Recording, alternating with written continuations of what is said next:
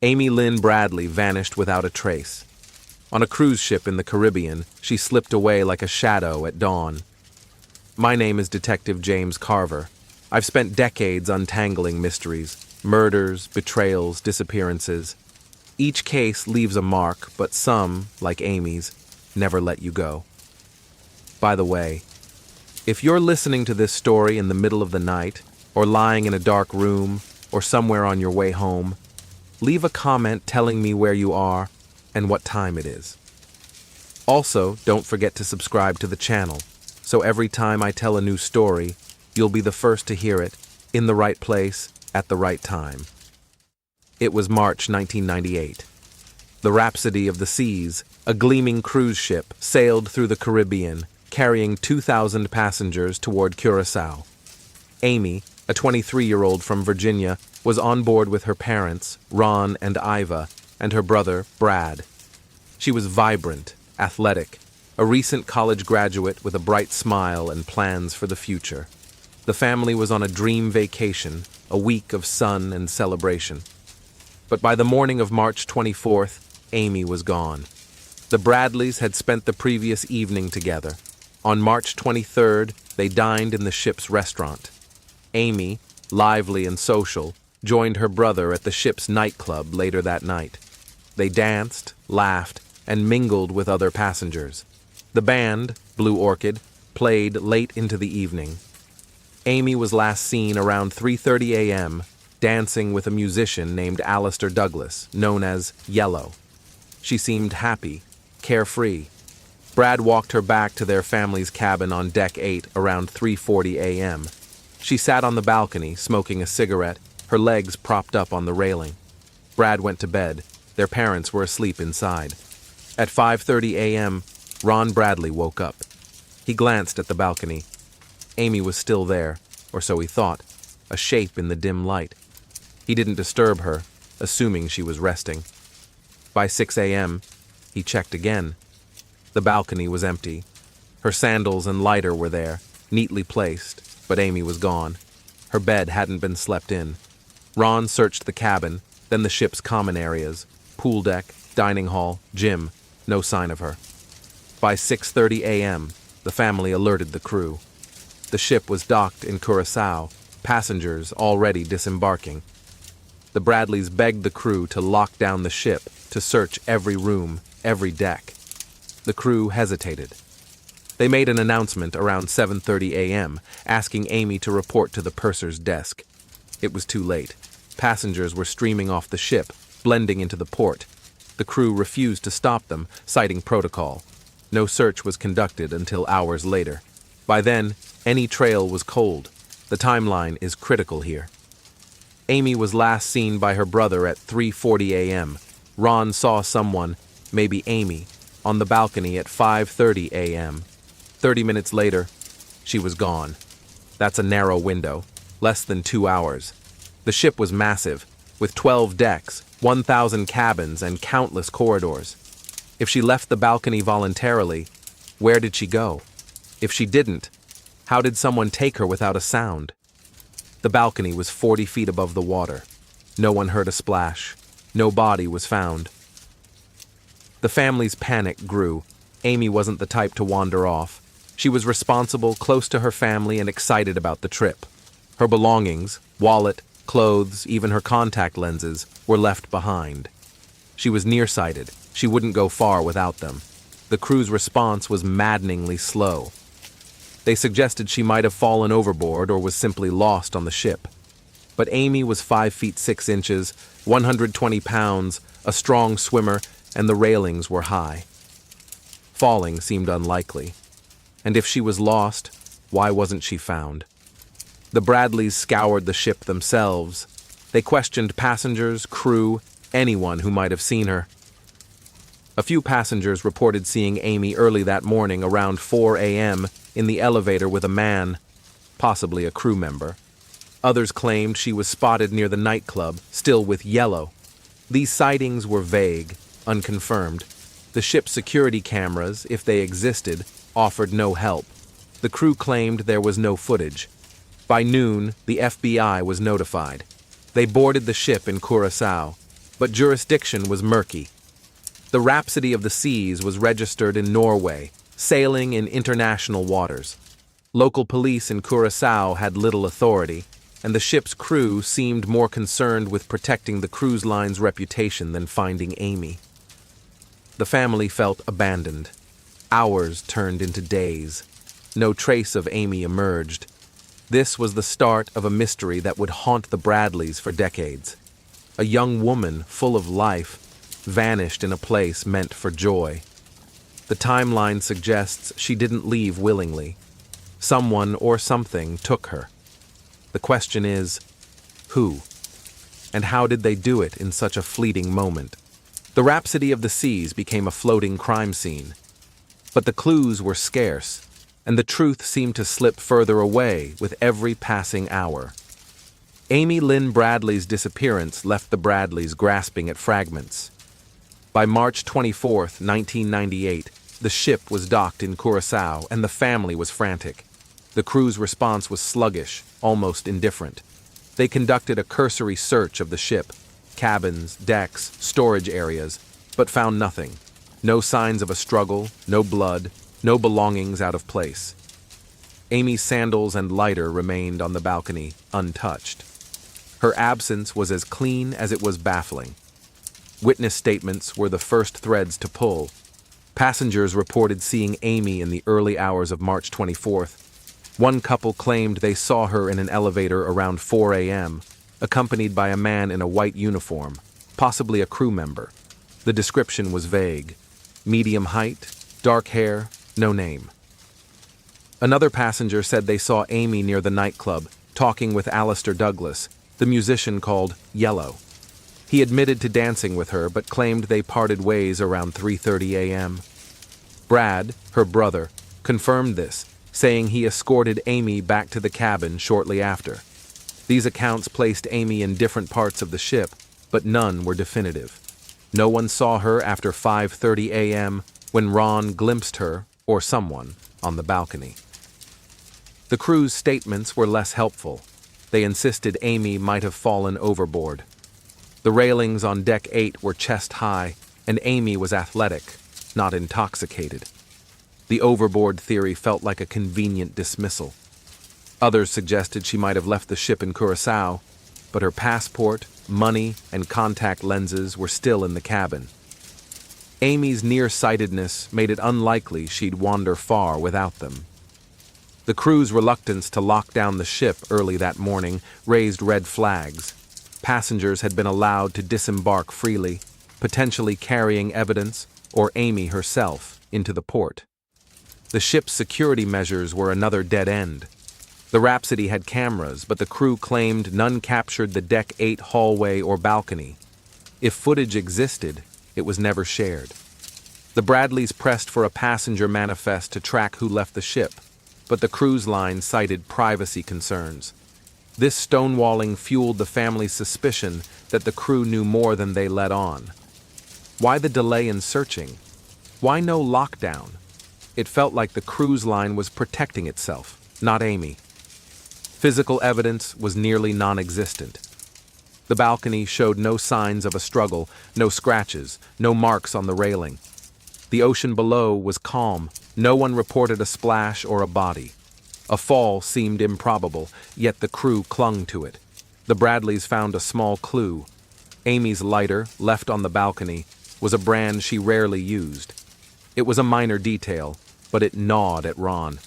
Had someone else been there? The FBI, now involved, searched the ship, but found no forensic evidence, no fingerprints, no DNA.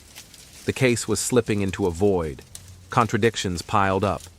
The crew claimed they announced Amy's name over the intercom promptly, but passengers recalled hearing it hours later, around 7:30 a.m. Some staff suggested Amy might have been suicidal, a claim her family vehemently denied. Amy was excited about her future. New job, new apartment. She had no history of mental health issues. The suggestion felt like another deflection. Then there was Yellow.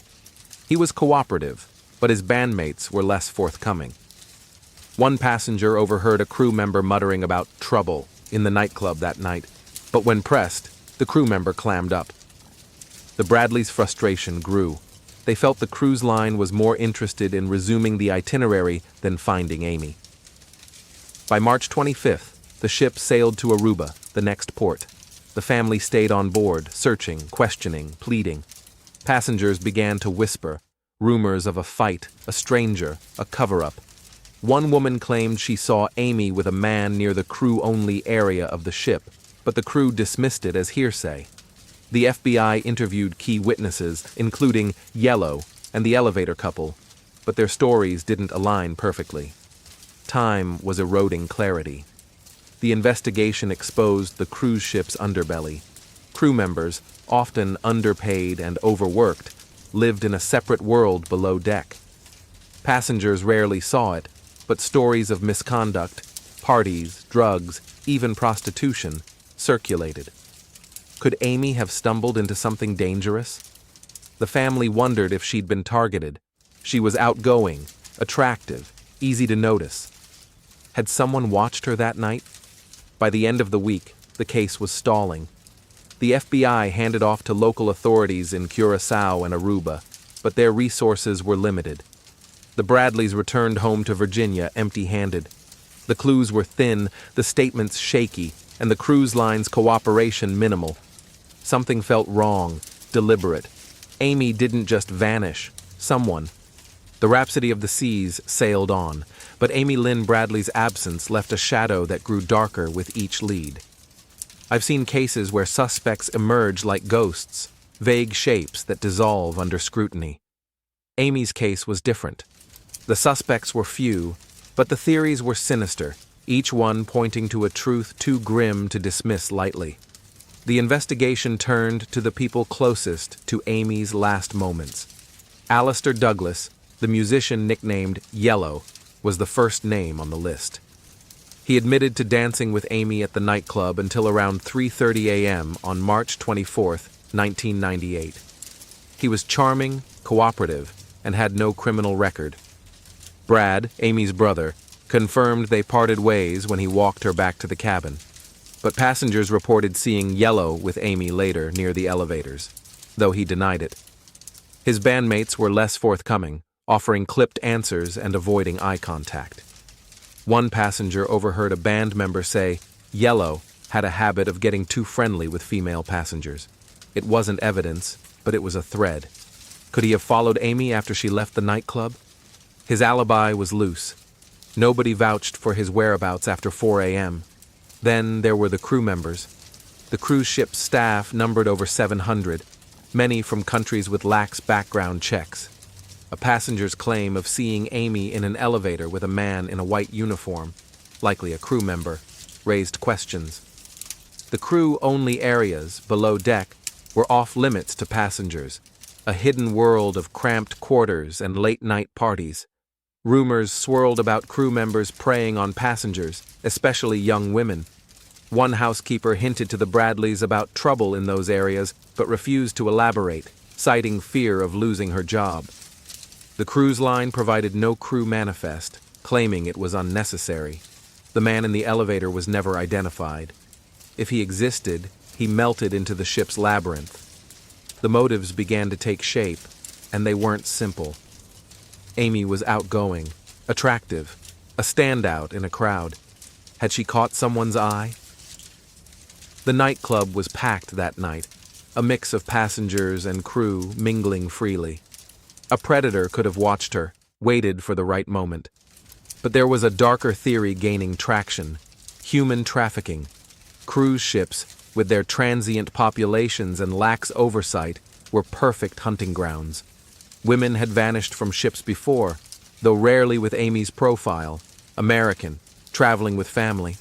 The Bradleys received anonymous tips, unverified but chilling. One claimed Amy was taken to a port city, sold into a trafficking ring. Another suggested she was drugged and smuggled off the ship in Curaçao. No evidence backed these claims, but they lingered like smoke. Then came the sightings. In 1999, a year after Amy vanished, a Canadian tourist reported seeing a woman resembling her on a beach in Curaçao. The woman had tattoos matching Amy's. a Tasmanian devil on her shoulder, a gecko on her lower back. She seemed distressed, flanked by two men who hurried her away when the tourist approached. The sighting was reported to the FBI, but by the time they investigated, the trail was cold. In 2000, a U.S. Navy officer claimed he saw Amy in a Barbados brothel. She allegedly told him her name and begged for help before a man intervened. The officer didn't report it until months later, fearing repercussions. Again, no trace was found. These stories, while unconfirmed, fueled the trafficking theory. They also tortured the Bradleys, who clung to hope that Amy was alive. The cruise line itself became a suspect of sorts, not a person, but a system. Their refusal to lock down the ship on March 24th suggested either incompetence or something worse. Why not stop passengers from leaving? Why no camera footage? The Bradleys learned that cruise lines often prioritized reputation over transparency. A missing passenger could spark lawsuits, bad press, lost revenue. By downplaying Amy's case, they kept the ship sailing and the passengers calm.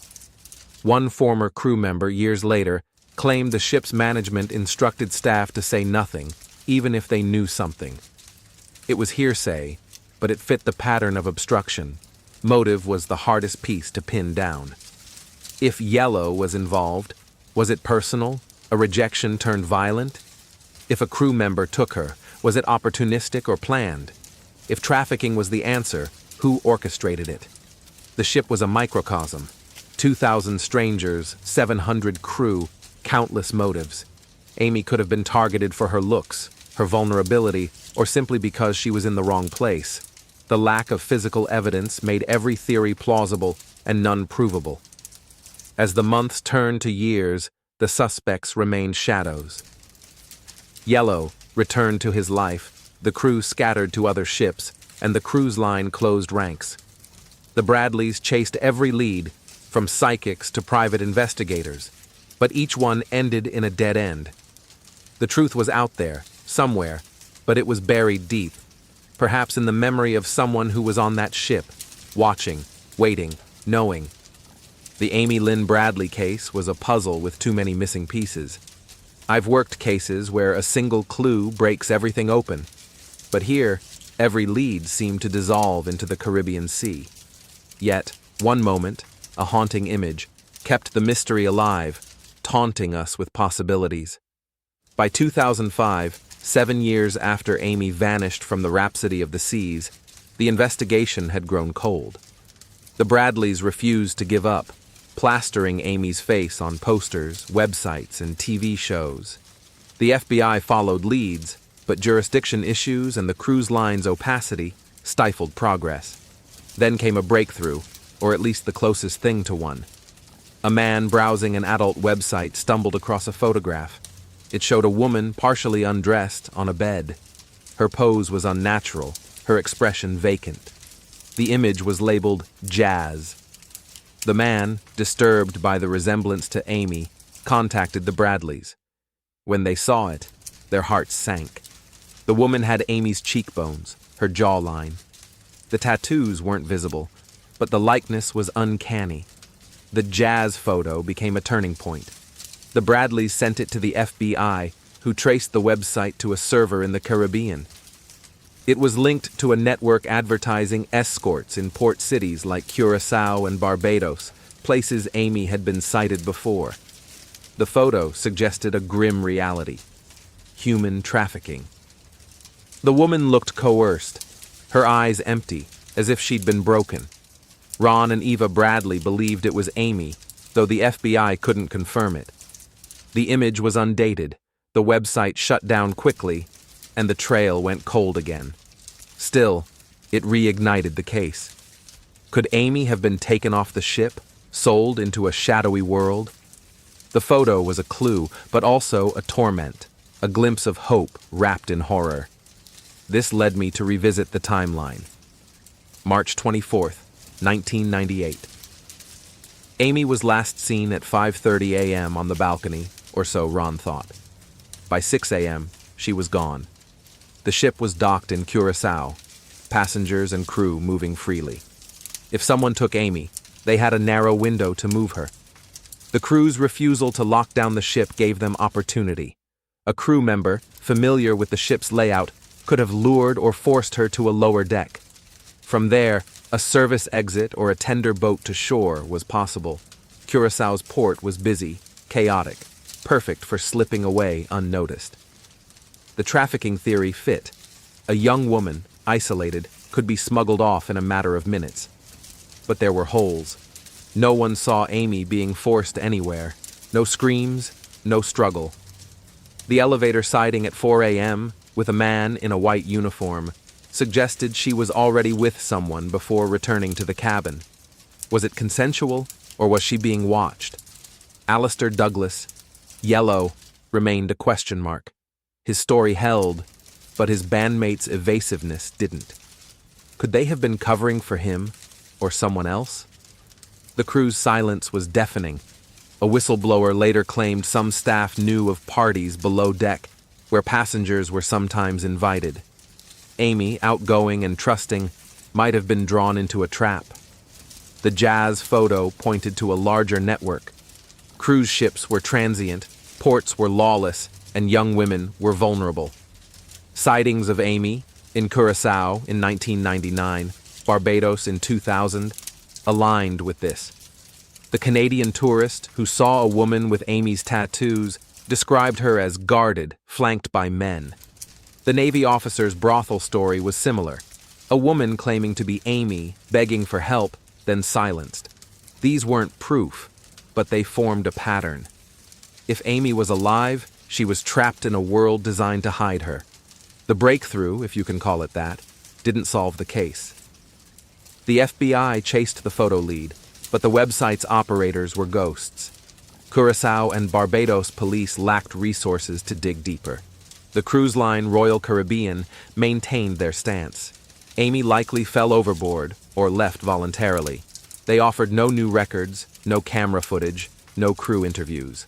The Bradleys hired private investigators, who tracked down former crew members. One hinted at a cover-up, saying management pressured staff to stay quiet. He had no proof, just fear. What really happened to Amy? The truth is a shadow. She could have been taken by a crew member, sold into trafficking, her identity erased in a port city. Or she might have fallen, though the evidence is thin. High railings, calm seas, no body. Suicide was possible, but her family rejected it. Amy was full of plans, not despair. The Jazz photo suggests she lived, at least for a time. But in what state? The lack of closure is what haunts. A young woman, vibrant and loved, vanished in a place meant for joy. The case remains open. The Bradleys still search, their hope fading, but never gone. I've seen justice slip through cracks before, but this feels different. Like the truth is out there, locked in someone's silence. What does it take for a person to disappear so completely, and for the world to move on? Amy Lynn Bradley's story is a wound that won't heal. 27 years later, the questions linger like ghosts. Was she taken, hidden in plain sight? Did the ship's walls hold secrets no one dared speak? The Jazz photo, the sightings, the crew's silence, they point to something darker than an accident. I've walked through murder scenes, betrayal, lies. This case feels like all of them, yet none. The truth is a current, pulling us toward answers we may never reach. The Bradleys live with this every day. They've chased leads across continents, spent fortunes, endured false hopes. The cruise industry, meanwhile, sails on, untouched by one woman's loss. If Amy is out there, she's a shadow now, her voice silenced. If she's gone, her story demands we keep asking why. What does it say about us when a life can vanish and no one is held to account? Thanks for listening. See you in the next video.